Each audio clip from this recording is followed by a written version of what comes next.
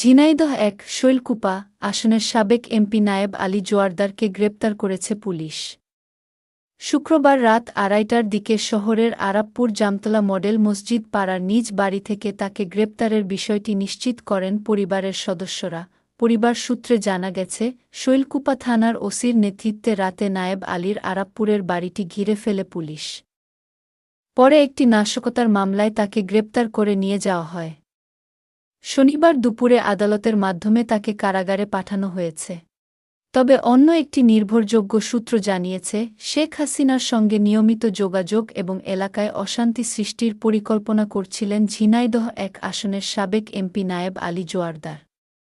এমন তথ্যের ভিত্তিতে পুলিশ সদর দপ্তরের নির্দেশনায় কার্যক্রম নিষিদ্ধ আওয়ামী লীগের সাবেক এই এমপিকে আটক করা হয়েছে। এ বিষয়ে শৈলকুপা থানার ওসি হুমায়ুন কবির মোল্লার মুঠোফোনে যোগাযোগ করা হলে তিনি গ্রেপ্তারের বিষয়ে মন্তব্য করতে রাজি হননি।